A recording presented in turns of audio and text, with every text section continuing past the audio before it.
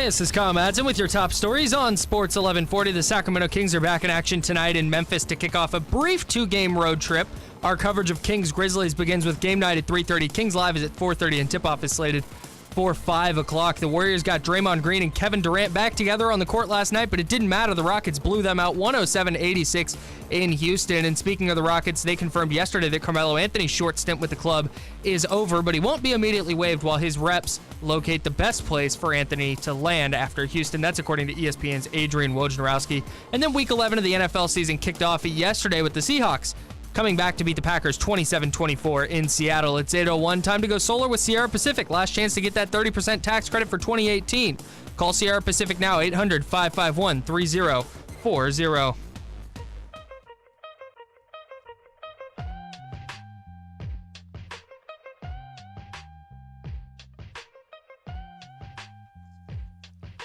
You want to help those affected by the campfire, click on the Salvation Army logo.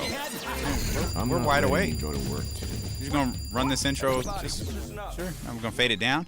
Normally, you just want to cut those off. Like, you'll get there, kid. It's fine. I forgot we were including those. That's my bad. That's fine. You're all right. You're doing a good job, Kyle. Thanks, man. And you look nice today. Wow, not as nice as you, though. I appreciate it. Thanks. Scarf's not getting a lot of love from some of our tweeters. That's okay.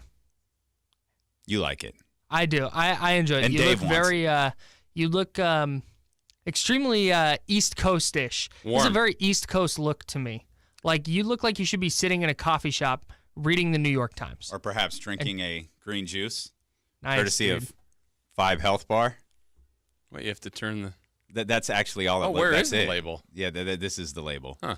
And I can get away with this Who knew? because I don't think we have a relationship with Vibe Health Bar, but I feel like Uriah is tied to it somehow. Uriah Faber. So if you're listening, Uriah, call your boy.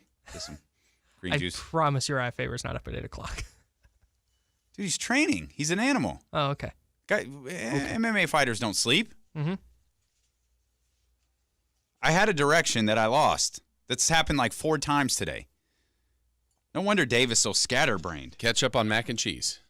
Oh, yeah, we're not going to do that again. That was earlier in the show, huh? No, we've paid tribute to Dave once by having a food segment. We don't need to do it again. Dave's out ill today.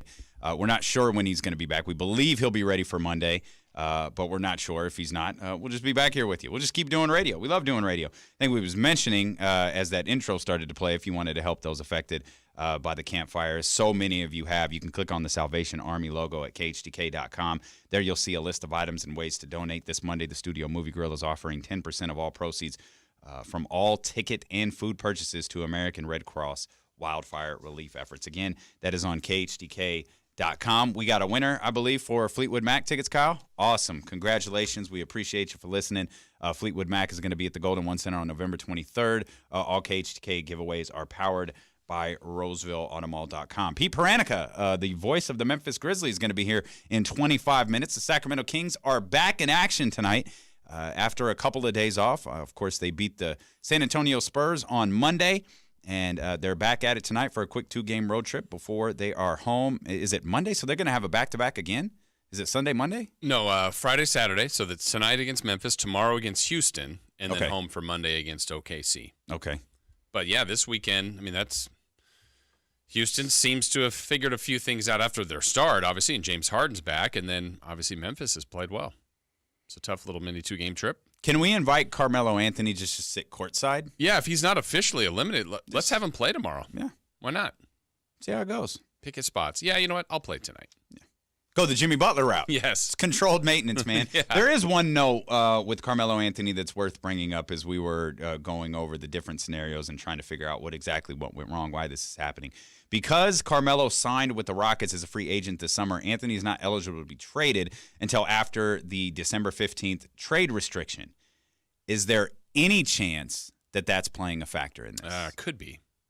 Could be trying to get something out of.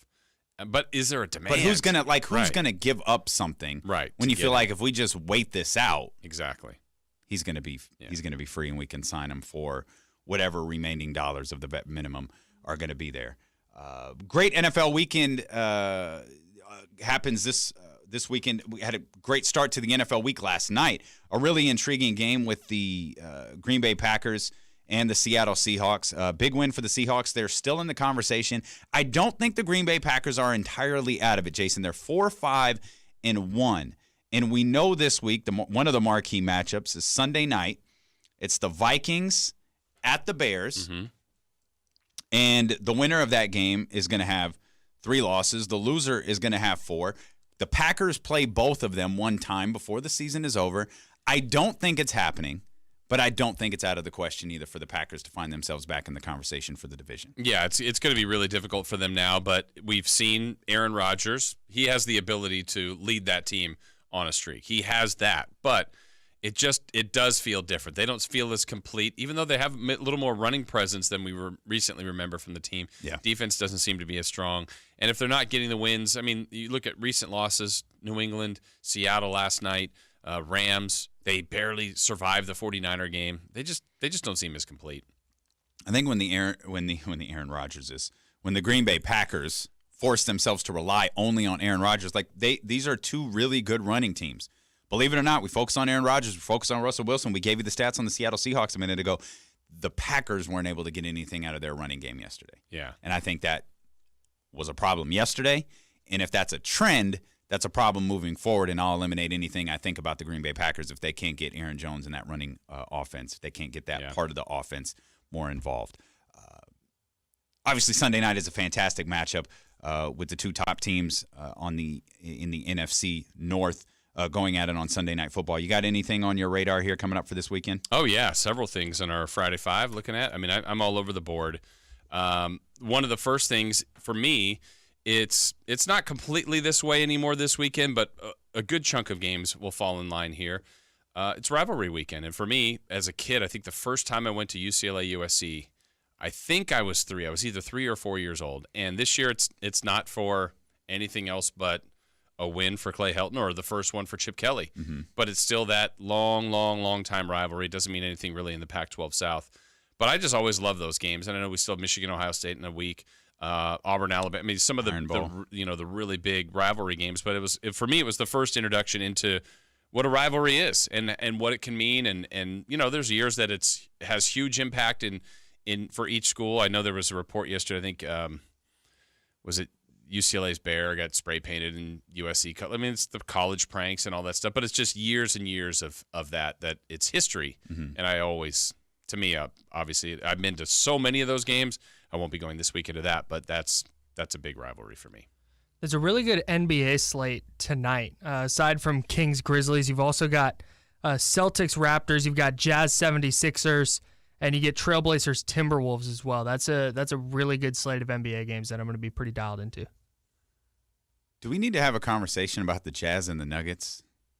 How they seem to have had a smidge bit of a decline since the was it early parts of the season? 9-1 for Denver, now like 9-5, and then for Utah to lose by 50 to Dallas the other day. That was really bizarre. Now we exaggerate a lot on the Lo-Down. Mm-hmm. They actually lost by 50. Yeah, 50 points. 118 to 68. They scored 68 in a year where everybody's scoring 120 points. That should be commended. That has to be really hard to do, to score 68 points.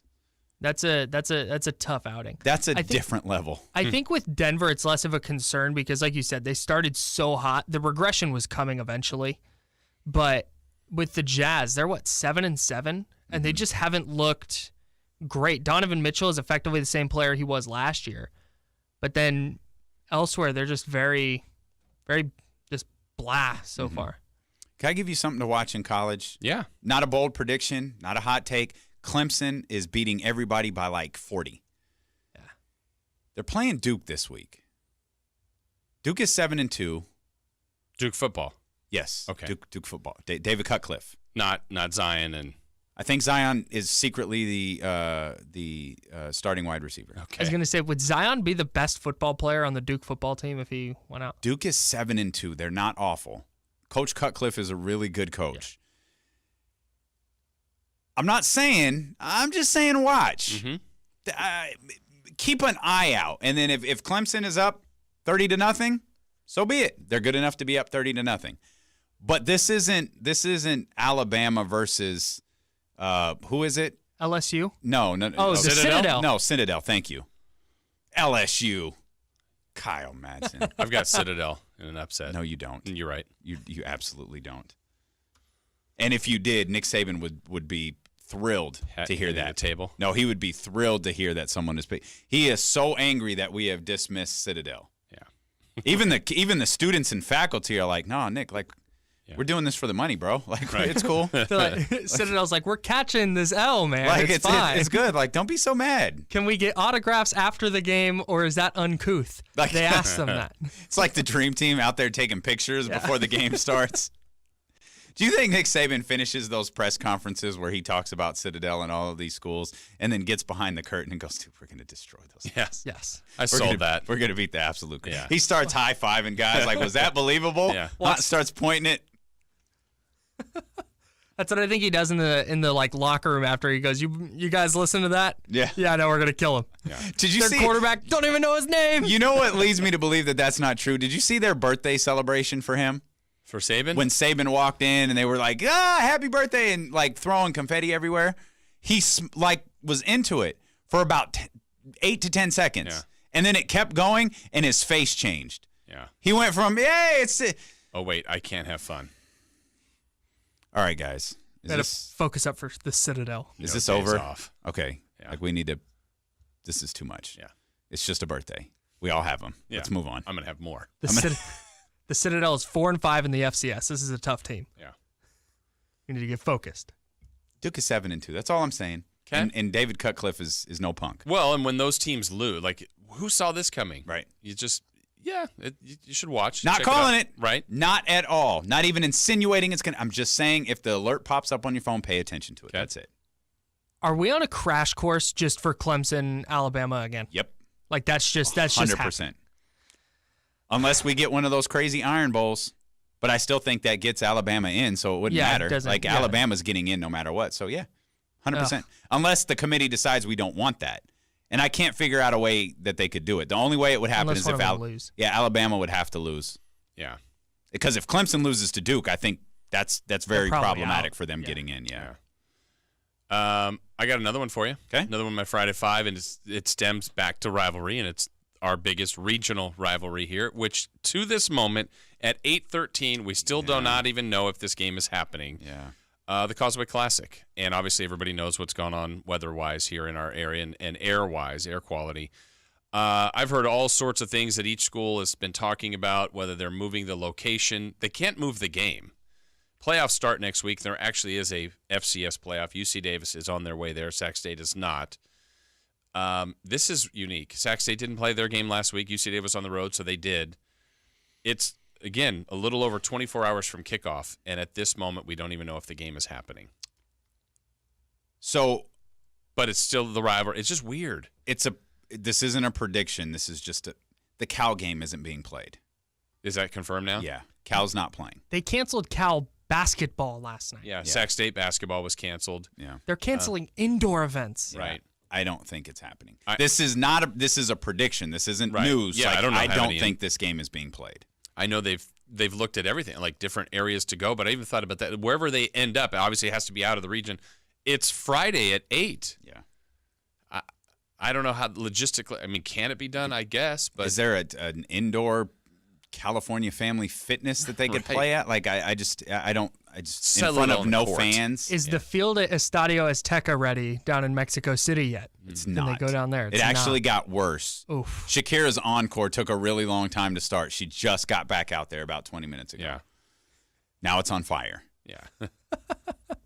Because the fireworks went off after Hips Don't Lie. How did we not know that the show wasn't over when she hadn't performed Hips Don't Lie yet? Yeah. It's like, whatever. You're like, wow, she's really not going to play it. And then she came out. Did you really not sell the Shakira line? You just totally sold the Shakira line. That went right over my head. Kyle's leaving. Kyle's done for the day. Jason is proud of himself. I find this other game interesting, too, to pay attention to. It's in New Orleans. It's the Saints. Yes. And their win streak continue. It's been 8 straight. The last time they won 9 straight, they topped that season off with the Super Bowl victory against Peyton Manning and the Indianapolis Colts. With that said, they're playing a shockingly desperate Philadelphia Eagles team. I'm watching. I love the Saints. I love the Saints to no end, so I'm watching that game just for that. However, if you told me Philadelphia saps the streak, I thought Philadelphia – I'm starting to get some more – I don't know how much longer I can think because I don't believe Washington is for real. I don't think Dallas is for real. And I still believe Philadelphia is talented. Mm-hmm. Why Philadelphia is 4-5, I don't know. But I thought for sure last Monday that this was it. They were turning the corner. Not only were they going to beat the Dallas Cowboys, they were going to beat up the Dallas Cowboys. And that didn't happen. So now you've got to turn it around against the hottest team in football? Yeah, good luck. Okay. Yeah. I don't know where to go with this game, but I'll be tuned in. Yeah, I think the NFL, we talked about, Kyle was mentioning earlier, the basketball slate, but the NFL we've talked about all week, how great, whether it's that game. I know Monday is after the weekend, but that game's incredible. The Sunday night game that got flexed, Vikings and Bears. The impact for either one, I think if the Bears win it, it gets them the separation they're looking for and maybe gets even everyone a little bit more on alert for what Chicago has done this season. They've had a really good season. Minnesota doesn't seem to be in their same dominant way defensively, but here they are with their record at 5-3-1. So I think Sunday night football again is going to be a great primetime matchup, a must-watch game, and just a good old rivalry there too. Kind of my theme for the whole weekend. Well, another game with division leaders happening at FedEx Field in Washington. The Texans in Washington, and sneaky good game. Yeah, I mean Texans have won. Teams. Yeah, Texans have won 6 straight now. You like them more than Washington, obviously know that. Oh, a lot more. But I still don't believe in them amongst. I know New England lost last week, Pittsburgh, Kansas City, even the I feel like they're below all those teams. The Texans. The Texans. No, I disagree. I disagree with that. Really? Washington and the Texans have 12 combined wins. The Texans won 6 in a row. Do you know how many combined wins they have over teams above 500? 3. 1. That's where I was going to go. 1, and that was 1 win over. I don't think either of those teams are very good. So you put the Texans in that other group or above some of those teams? I had Pittsburgh, New England, the Chiefs, and the Chargers. The Texans would be like 9 or 10 point dogs against all of those teams in the playoffs. I'll put them on level with the Chargers. I think there's more to Houston. We saw it once. I don't think we've seen anything from Washington.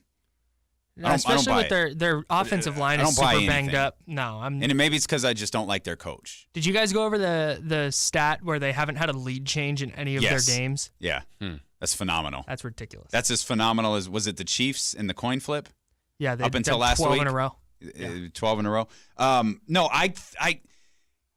there's more to Houston than we're getting. We've seen it. We've seen signs of it. They've of the 6 wins, they've kind of like just won 4 of them. 2 of them they've looked really good in. I tend to believe they're more of the, even though math goes against this, I tend to believe they're closer to the teams, the wins where they've been dominant than they are the ones that, oh, wow, okay. Yeah. They just kind of snuck this one out. One of them was in Denver. I think a lot of people struggle in Denver. We saw Kansas City struggle in Denver. I like Houston, and if you gave me Houston, not right now, not today, but if you give me Houston versus San Diego, or my sentence was Houston against San Diego in Los Angeles. That was my line. I might go Texans. Okay. You think Houston dominated the Broncos?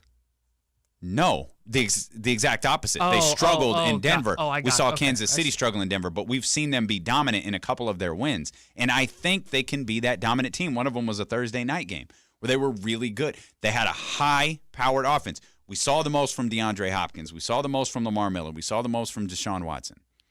We saw the most from Jadeveon Clowney and J.J. Watt as well. We've also seen them lose to the Giants and beat the Bills thanks to a pick 6 by Nathan Peterman, if you can believe that. I can't believe Nathan Peterman threw a pick 6. I know it. But that happened, I promise. We saw Minnesota lose to Buffalo by a lot. Right. Yeah. Weird stuff happens. I don't know. I don't know what to say. We saw a first down call overturned. The game was over. That gave the Oakland Raiders their only win of the season. How about that game? Is that in your Friday 5? Arizona and Oakland? No. I thought we flexed that game out of the week. Yeah. It's been flexed to sometime in the offseason. It's being flexed to Madden. Like, even if I honestly wonder if Raider fans, if they won, like, is there's even any level of excitement with that? I don't think so. Yeah, I think okay. It's your second win. I don't think anyone cares. Yeah, I don't. We're so far. I don't know. The only team that's at the bottom of everything that I think cares might be the New York Giants. Mm-hmm. I think the Giants care whether they win or lose because specifically I think if Eli Manning cares if he win or lose. I know Derek Carr cares. I don't know that John Gruden does. I know what he says. I just don't think he does. One of my Friday Five is that I don't have to watch the 49ers. It's solid. Hallelujah. Yeah. That's good. Big bye week this week. 6 of them. I'd argue that the 49ers are more entertaining than the Raiders right now. Oh, they are. Oh, they definitely are. Yes. Because at least the Niners are still trying. Like, you talk about teams that care if they win. The 49ers players and their coaching staff very much care about winning. Right. Yeah. They competed. They were competing last year, right, when the awful start, and then they got Jimmy G, and they started to win. So I think that team, it's in their DNA, which is good. They compete. Anything else this weekend you're looking forward to? Well, and then it wraps around, like we said, to Monday, but I think the Showdown Monday is going to live. I think that just a ton of offense. I don't like the way the Rams defense has been playing, so I anticipate the Chiefs scoring a bunch. And even without Cooper Kupp, the Rams are going to score too because the Chiefs' defense isn't their strength. I think that should live up to the high-scoring game it's supposed to be. Yeah, I think it's going to be even higher scoring than that. What the Saints and Rams combine for? 80 points. Mm-hmm. But the Saints at least have a defense that can do some stuff. Like, they did a pretty decent job on Todd Gurley. The Chiefs don't have a defense capable of really doing stuff. Like, Dee Ford's playing okay, but he's not going to single-handedly shut down Todd Gurley. There's going to be a ton of points. But how confident are you in the Rams defense right now? Oh, no, not at all. Which is that's weird, the whole point. right? Like it's weird. Like that was supposed to be one of their strong suits. They were supposed to be the most complete, the good in terms of good teams. Right. Them and Minnesota, they were supposed to be the most complete teams. And here we are. Watch, like what is it, 63 and a half, 64 and a half? It's going to crush that. I'd take the Oh, especially now that it's in Los Angeles. How high? What's the over under on that game where you're not taking the over? If I said, hey, I'm setting the over under it at 78 and a half. Over. That like I think that's where I'd be like, oh, I mean, that's a lot of points. I mean, 78 and a half, I mean, you get that's high. Yeah, you know what? That's pretty high. I don't think I'd take the over there. But I know you're basically not punting and scoring all the time, whether it's a touchdown or field goal, which might be the case. Yeah, I'm not putting that out of the question. Well, given as we just noted, given these two defenses, it's possible, which is weird. The Chiefs once had a really good defense. The Rams just last year had a great defense, but it hasn't materialized. There's going to be an upset somewhere, though, right? Because we've got the divisional leaders, we've got the Monday night, we've got the Sunday night. Is it the Eagles over the Saints? Is it the Lions over the Panthers? There's an upset somewhere. We didn't even talk about the Titans and the Colts. I know that sounds silly, but that's an important game for that division. Could it be Jacksonville, who has the kryptonite for Pittsburgh? No, it's not Jacksonville. Okay. I refuse to believe it's Jacksonville. Trying for that. Andrew Luck, 9-0 against the Titans in his career. Important stat there. At least it feels important. But I think it's interesting you brought up Eagles-Saints because that was a game when I was making my picks this week. The Saints are favored by 8.5 points, and that just feels like a lot. That I don't know. There's something doesn't feel right about that game because you believe the Eagles are going to snap out of this at some point. Right. They were so bad on Sunday night. Like, they're going to figure it out. Pete Pranica, the voice of the Memphis Grizzlies. It is the Grizzlies and the Kings tonight. We will talk to him next.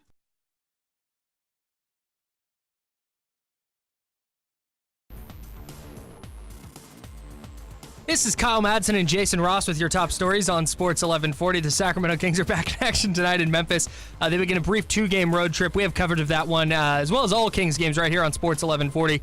Game night at 3:30. Kings live at 4:30. Tip-off is slated for 5 o'clock. The Warriors got obliterated by the Rockets last night, 107-86 in Houston. Speaking of the Rockets, they confirmed yesterday that Carmelo Anthony's short stint with the club is over. He won't be placed on waivers while his representatives find the next best spot for him, according to ESPN's Adrian Wojnarowski. And then the Seahawks beat the Packers 27-24 last night in Seattle to kick off Week 11 of the NFL season. It's 8:29. Time to go solar with Sierra Pacific. Last chance to get that 30% tax credit for 2018. Call Sierra Pacific now, 800-551-3040.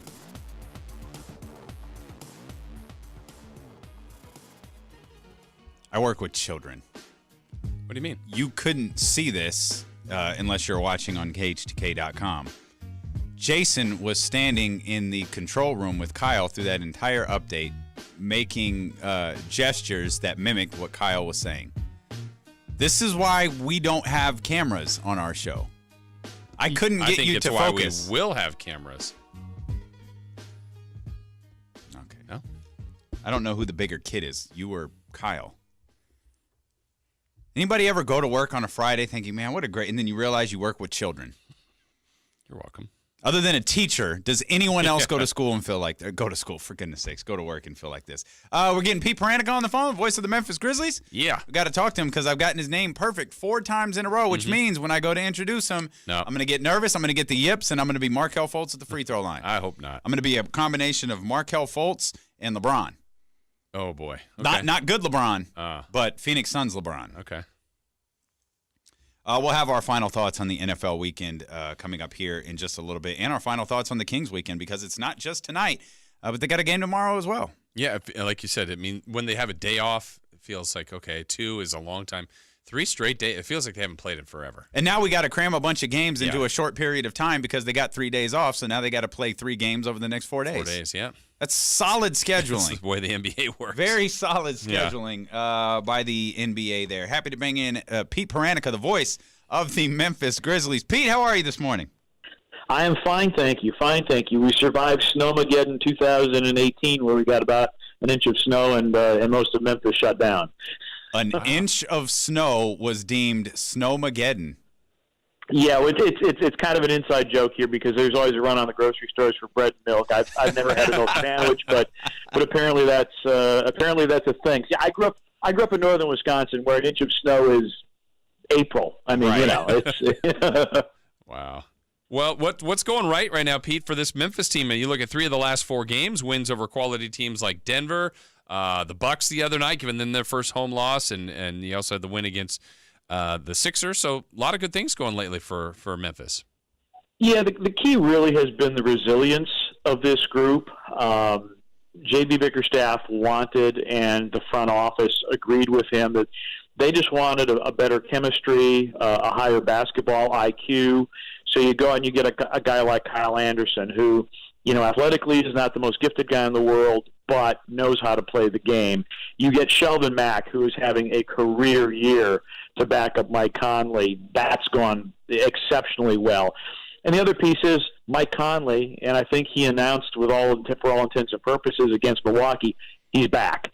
And he's doing Mike Conley borderline all-star things again. And Marc Gasol, after we had a road trip where he was extremely passive offensively, it's kicked in that, look, he's got to be, if not a 20-10 guy, pretty close in order for this team to be successful. And so his renewed offensive aggression, Mike Conley rounding back into form and getting his confidence and his win back after basically being off close to a year, that plus Shelvin Mack and Kyle Anderson joining the party, those have been the biggest reasons, I think, for the recent run of success.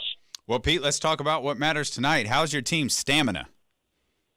It's going to be tested for sure, and it's going to be a battle of pace because, as you guys well know, Sacramento plays at the second fastest pace, second only to Atlanta. The Grizzlies play at the slowest pace, and what's crazy about it, the Grizzlies are last in the league in pace. They're playing the fastest pace since they've been recording this statistic, which is kind of crazy. But whoever can control the pace and whoever can control the glass, I think, is going to have a leg up at winning tonight because both these teams struggle to rebound the basketball, and I think it's not that Sacramento doesn't have the horses to rebound the basketball, but they're so concerned with getting back on the other end that maybe they don't grab all the rebounds that they would have. And statistically, I think these teams are like one ranking spot apart in terms of rebound percentage. How many rebounds percentage-wise do they get? So, and both of them are on the downside of that. And of course, Sacramento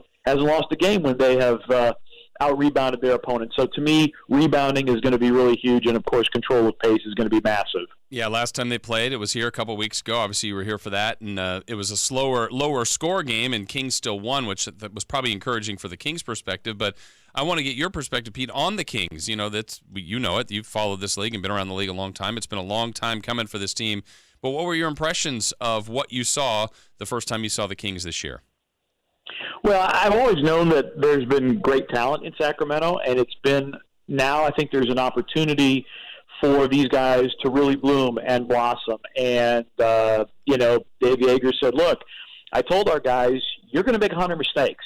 Just make them go 100 miles an hour, because you're going to create more opportunities for yourself. And I've always thought Willie Cauley-Stein was a really, really good player, and I think he's gotten more and more opportunities, and he's continued to develop. De'Aaron Fox might be the fastest guy in the league, and he's got that it factor about him, and I think that by Dave basically taking the reins off a little bit and saying, just run, I think that it's more conducive to playing to these guys' strengths. And it's been the results are there. I mean, you've had some games where you've played really, really well, and triple double obviously for De'Aaron, and Willie Cauley-Stein's having a fantastic early start to the season, and then you get Bogdanovich back in, who is coming off I think his best game of the season against San Antonio. So I mean, there's always been talent there. It's a matter of the whole thing, as they said in Major League, is we need something to bring it all together. Mm-hmm. Pete Pranica, the voice of the Memphis Grizzlies, with us here on the drive. You brought up Mike Conley. We actually came to the conclusion today. I think Mike Conley and De'Aaron Fox are going to be competing for an all-star spot directly against each other this year. That's entirely possible. It's entirely possible. I know that Mike's got to continue this strong play. It's been good as of late. He's had some games where he's really struggled to shoot. He's just trying to get his timing back. He's trying to get everything back, because it was a year ago, and it was kind of ironic because we played in Milwaukee last year on November 13th. It was the last game before he shut it down. This year we play them on the 14th, and he has one of the best games that he's had this year, and he's starting to pieces are starting to fall into place for him, and it'll be interesting to see if he can continue this. And there's this renewed expectation. Look, this team, if it is going to make the playoffs, it's going to be because Mike Conley and Marc Gasol are at all-star level of play. If they're not going to be there, there aren't enough complementary guys. They're good complementary guys, they're good role guys, but not enough that you can put the entire burden on their shoulders. So, I think Mike may be competing with De'Aaron for an all-star berth. That would be very intriguing. Pete, how long until maybe Jaren Jackson Jr. is one of those guys that is carrying the load just like Conley, just like Gasol on a consistent basis? I would say maybe by the end of this year. The issue with him is fouls, and the renewed emphasis on freedom of movement in the NBA. It's harder for young players who could get away with a little more clutching and grabbing at the collegiate level, or where they were playing zone, where they didn't have to play defense with their feet quite so much. And so that's an adjustment for him. And they're working with him very, very hard to try to get him off the foul problem train. And if he stays on the floor, when he's on the floor, he's really dynamic. And for a 19-year-old, either he has very little fear or he doesn't know enough to fear some of the better players that he's going up against. I mean, he went up against Giannis and did not back down against him. He's gone up against Derek Favors, has not backed down from him. I think that, kind of like when Giannis came into the league a few years ago, he was kind of this wild athletic talent, and it took him a while to harness that talent and refine it. And I think we're going to see that probably with Jaren, and I think within 3 or 4 years, he's going to be part of the All-Star conversation.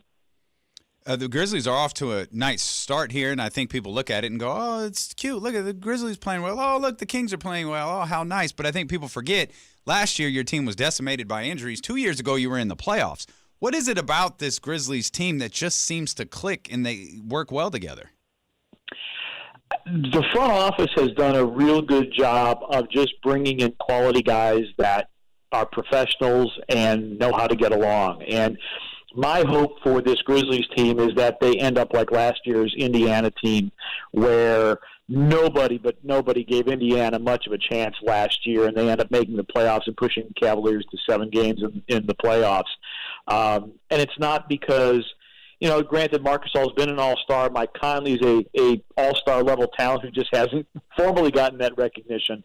But the chemistry, the basketball IQ, and I don't know if it's the same in Sacramento, but there's a certain energy or a certain chip on the shoulder that the Grizzlies derive from. We're small market. The Grizzlies literally are on national TV once, and it's on MLK Day, where they just kind of revel in the, it's us against the world, and they just seem to buy into that, and then that reinforces them and steels them for the 82-game season. Pete, you were talking about great guys that they bring in. One I think that you was a huge fan that we are of him is Garrett Temple. He was here. What have your interactions been like with Garrett so far as a Grizzly? I'm glad that you brought that up. It's funny. I'm a member at a golf course over here, and I played, and I go up to the grill, and like 3 different people walk up to me and say, "Man, this Garrett Temple, man, he's really, really cool," because he lives out in the area and likes to play golf. But we do a Welcome to Memphis bus tour with players and coaches who are new to the franchise. And we go to Le Bonheur Children's Hospital. We go to Grizzlies Prep, which is a middle school that the Grizzlies support. And then we take them to the National Civil Rights Museum. And when we go to Grizzlies Prep, we bring aboard about 10 of these kids. And some of the players are, okay with interacting with these young kids. Garrett met this one kid, and I think they're going to be friends for life. Just a salt of the earth guy who, quote unquote, gets it, understands what it is to be a citizen of the world, a citizen of Memphis, as he understood what it was to be a citizen of Sacramento, and gets the larger picture. And I think part of that has to be informed from the fact that his dad was the first African American to play basketball at LSU, and I can only imagine what his dad probably had to go through in Baton Rouge and being on that campus as the first African-American to do that. And so, real good family background, solid guy. And, yeah, I mean, if the league were populated with all Garrett Temples, man, it'd be really fantastic. He's a great guy, and we're just thrilled to have him. Well, give him our best. He's a good friend of ours. He was a regular visitor on our show. We keep in contact with him frequently. I mean, quite honestly, I'm stunned to hear that you found him on a golf course. Like, I'm floored. Like, I can't believe that Garrett Temple was out on a golf course. Just can't believe it. Well, the funny thing, too, is he was talking to this I'm guessing he was like a 6th grader, and said, have you ever played golf? And he kind of looked at Garrett and said, I don't know that I'd like it. And Garrett said, I'll tell you what, I'm going to take you to the golf course, and I'm going to teach you to like golf. So nice. We'll see how that pans out. Have a great game tonight, Pete. Appreciate your time. Thank you so much. All right, thanks, guys. Thank you. All right, that is Pete Pranica, the voice of the Memphis Grizzlies. It is the Kings and the Grizzlies tonight here on Sports 1140 KHTK. We'll come back, give you our final thoughts, not just on the Kings and the Grizzlies, but their whole weekend, as well as Week 11 of the NFL season next.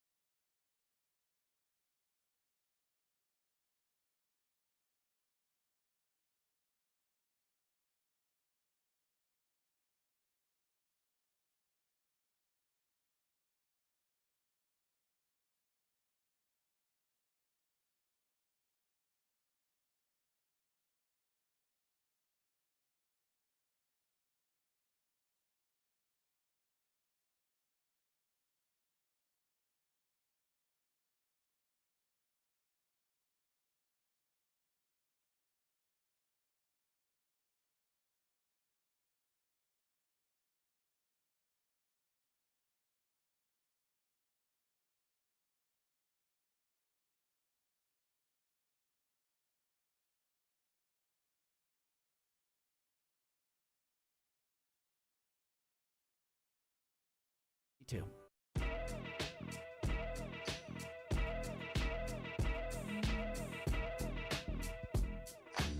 A solid way to go into the weekend right there. Fantastic. I like it.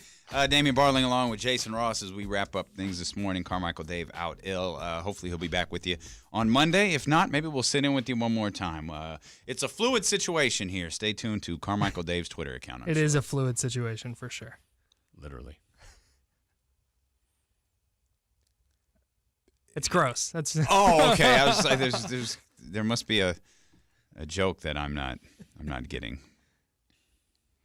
And you two Yeah, are that's what idiots, happened. by the way. Oh, I for just sure. want to make that perfectly clear. Today's show title is Working with Children. Yes, that's pretty much what it is, as screenshots of the KHTK live feed on KHTK.com are making their way into our Twitter mentions. Thank you to Pete Pranica for joining us, the voice of the Memphis Grizzlies, appeared courtesy of the Fire Wings Hotline. Try one of the delicious 21 flavors of wings today. Fire Wings, just wing it. So we got the Kings back in action against the Memphis Grizzlies tonight. I'm always curious when a team comes around for the second time. The Kings were able to beat them at home in what is kind of a atypical game for the Sacramento Kings, in that I think both teams were below 100. Yeah, until the Laker game was the only time the Kings were, but they won. And so if you're Memphis, you can hang your hat on, okay, we slowed them down. Yep. We've got film to study. We know what they did right. How do we take that away from them?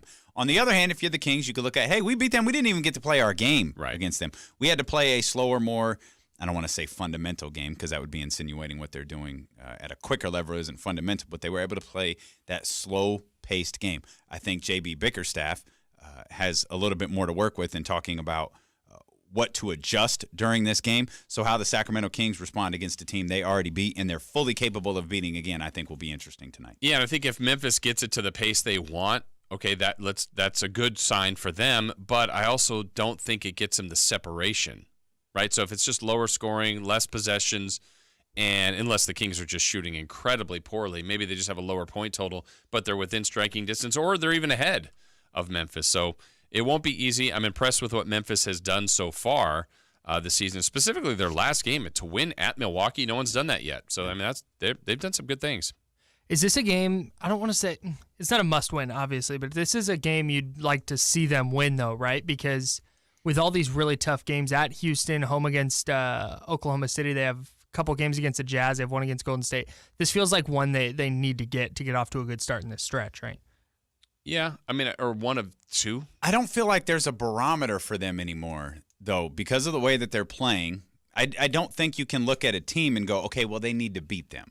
Okay, because it's going to be difficult for them to beat, let's say, Utah, for example. Sure. Utah's not playing well.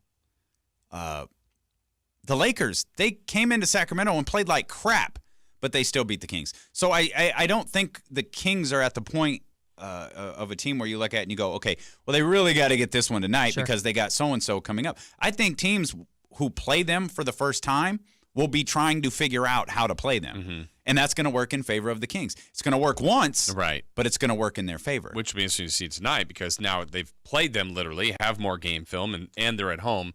But, yeah, I think the Kings have made it to a stage now where I don't think any of us would be shocked if they won both games. Yeah.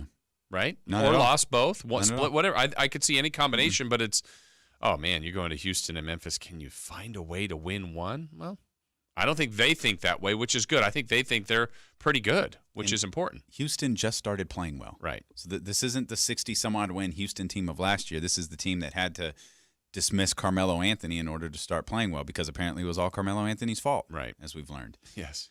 Anything else on the Kings you want to touch on before we run through Week 11? Got it covered. Got it covered? We got it covered. We covered it. Everything? Kyle? Yeah, I got nothing. Okay. They just get off to a good start. Like that's going to be a writer right there, stretch. folks. Yeah. He uses words for a living. I sure do. You are eloquent. Thank you. You're welcome. So happy we got to do this today. Me too. Memphis Grizzlies, Sacramento Kings tonight. Of course, you can catch all the action, every single Kings game here on your home of the Sacramento Kings, Sports 1140 KHTK. Okay, let's run through this real quick, fellas. We got the Cowboys at the Falcons, teams that maybe are headed in opposite directions. I like Atlanta. I know there was a blip last week. I don't know what happened. I still think their offense is pretty dynamic. Cowboys are too up and down for me, so I'm going to pick Atlanta.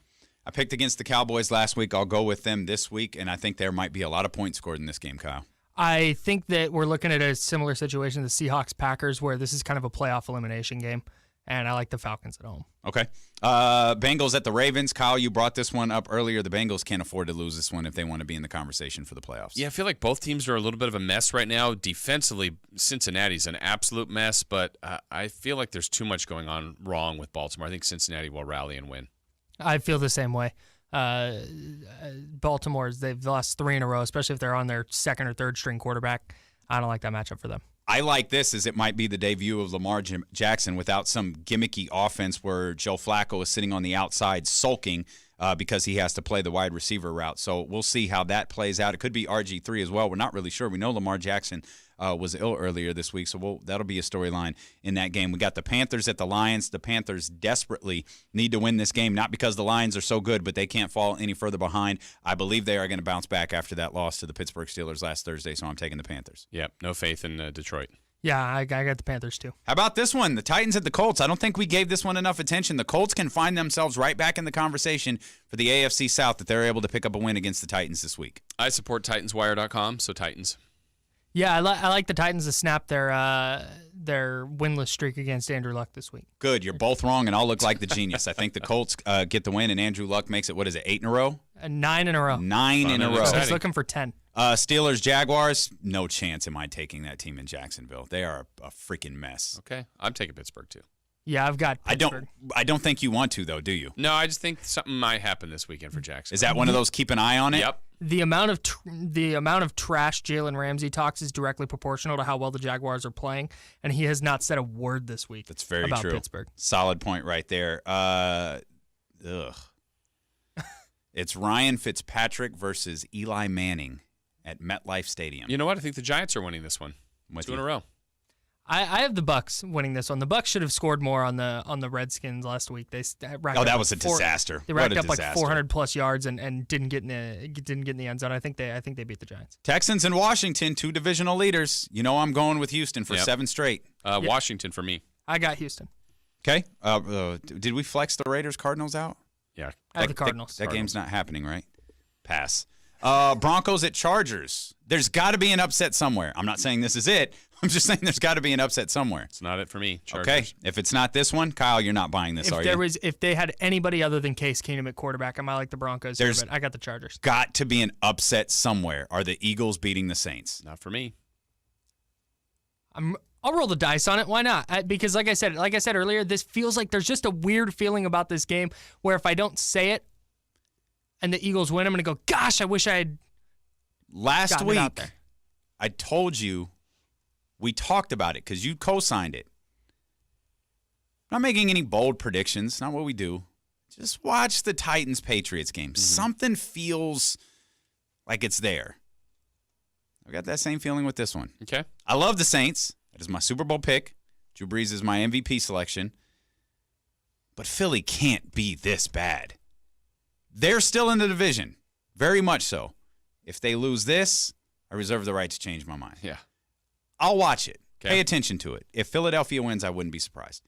Not in the least. We'll make this one the last of the week. We'll cover Monday night's extravaganza. The game of the century. The latest game of the century. And that's only because the other game of the century is the night before. And it's the Sunday night football game that we'll have here on Sports 1140. The Vikings at the Bears. I feel like it's the big breakout week for the Bears. Like to get more attention. People will be talking about the Bears, I feel, after Sunday night. Bears. Okay. I think the opposite. I think this is going to be the game where people go, oh, there's that Vikings defense. I think they're going to mess with Mitchell Trubisky pretty badly, and I think the Vikings go into Chicago and win that one. Louis Riddick's word is the gospel to me. He called Mitchell Trubisky Mitch Maserati this morning. But I'm going to go against my man Louis Riddick. I think it's the Vikings game this week. Snap. I think it's the Vikings. It's the first time I've ever gone against the gospel of Louis. I'm not comfortable with it, but I'm going to back away from his words on Mitchell Trubisky and go with the Minnesota Vikings. We're so happy you spent the morning with us. Thank you so much. If you want to catch up on the video stream and see the nonsense that I had to deal with all morning, go to KHTK.com and check that out. Thank you so much. It's been an emotional week for so many of you who have been affected by the campfire. We're so appreciative to everybody who has dropped off donations. Those donations will be leaving our Commerce building here probably within the next 30 minutes or so. So if you donated through us or for someone else, thank you so much. Carmichael Dave may or may not be back Monday. But, Dave, if you're listening, feel better. But have a fantastic weekend, and we'll see you next week.